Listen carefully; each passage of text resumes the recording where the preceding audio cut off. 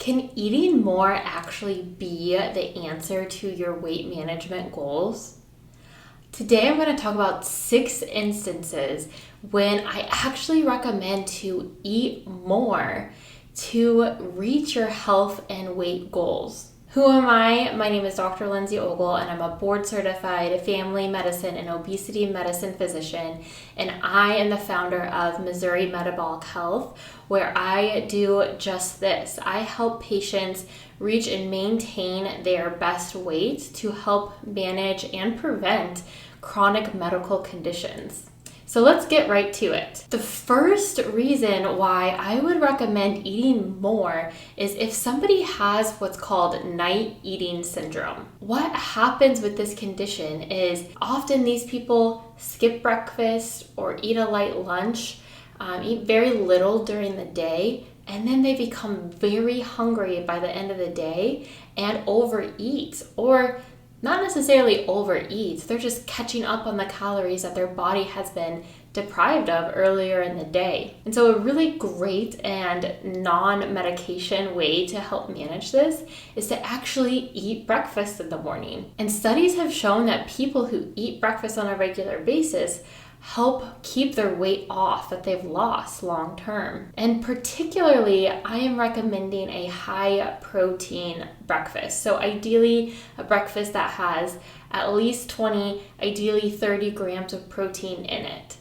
And if you really don't have much appetite when you wake up, I would start with a protein bar or a shake, which can be easier to eat than a full breakfast. What you will see over time, and for some people it's pretty instant, for others it can take a couple of days or a couple of weeks for their hunger to regulate, is that you'll be less hungry in the evening time.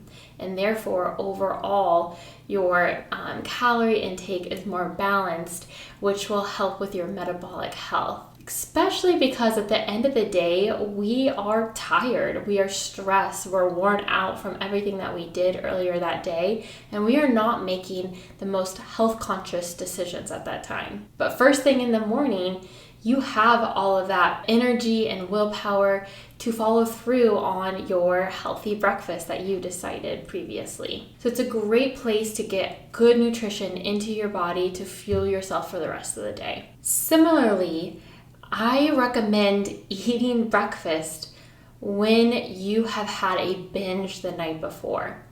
So this can be related to somebody who has binge eating disorder or somebody who just felt like they overate for whatever reason. It is never a good idea to then the next day try to punish yourself by restricting food to offset what you ate the previous day, because over time that is going to do several things.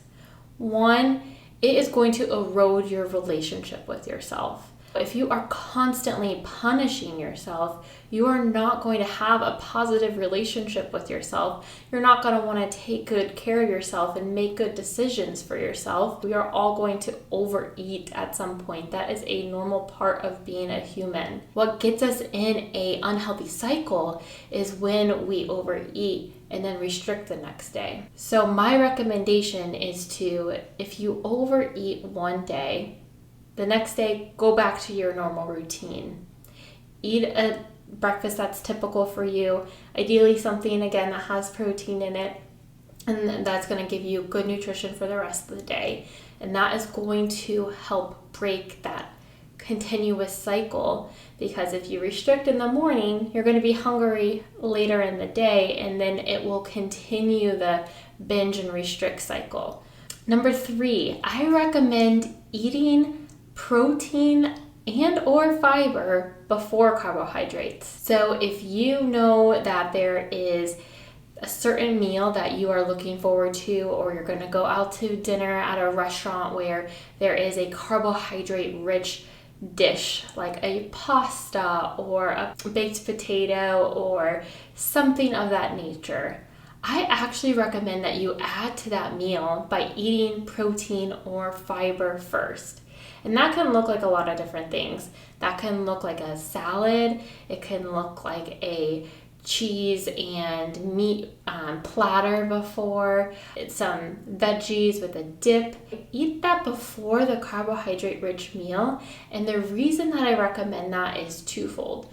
One, the protein and the fiber is going to help get you to be full sooner so that you'll help to keep your portions smaller. Two is that it is going to help regulate your blood sugar. So it's going to keep that blood sugar spike that's going to happen after eating carbohydrates on the lower side, which is going to stabilize your hunger long term, stabilize your blood sugar and insulin level as well. Number 4, if your goal is to build muscle or even maintain muscle mass, you are going to want to eat an adequate amount of protein and, in general, calories so that your body has the building blocks and the energy that it needs to build muscle. If you are strength training and exercising, but you are not fueling your body with protein and calories, it does not have anything to build up those muscles with.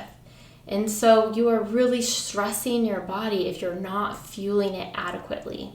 Number 5, to maintain your metabolism. So calorie restrictive diets have been extremely popular and are helpful for weight loss, but you do not want to cut your calories drastically.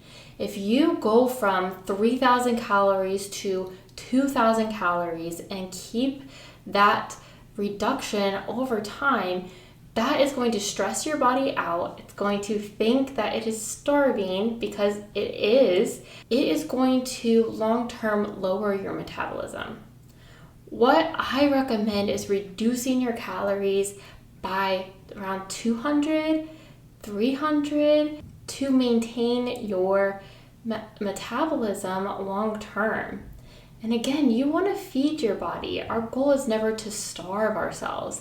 It is to nourish our body and give it the food and nutrients it needs to be healthy. And 6, I recommend eating when you are feeling deprived. Think about it. If you are constantly telling yourself, no, no, no, I can't have it, that's not good for me, can't have it, you are going to build up that desire to have that food, whatever it is that you really crave. If you are constantly all the time telling yourself you cannot have it, again, all that's going to do is build desire in your brain and going to make it very difficult for you to maintain your nutrition plan long term. What I recommend is to build in times into your routine where you're going to allow yourself to enjoy those treats that you genuinely enjoy. Plan intentionally for this. You can say, every Friday when I go out with my significant other, we are going to split a dessert. That's what we enjoy doing. That's lovely, and that can definitely fit in within a health and nutrition plan. That's going to help curb cravings for little things throughout the week that you really don't enjoy. You can more easily say, no, thank you, I don't want that, because you generally don't, because you know every Friday you're going to have a delicious dessert with your significant other. Extremely restrictive diets never work. They are temporary at best and at worst lead to eating disorders. So build in those treats for yourself and you will see lasting results. So there you have it. Those are 6 times that as an obesity medicine physician, I recommend that you eat more. If you have night eating syndrome, if you binge the day before, adding protein or fiber before a carbohydrate heavy meal, when building muscle is your goal, when you want to maintain your metabolism, and for creating a sustainable nutrition plan that includes sweet treats from time to time. What questions do you have? What are your thoughts? I would love to hear them. Please share below or message me on social media, or you can send me an email on my website, MissouriMetabolicHealth.com. I would love to hear from you and answer any questions that you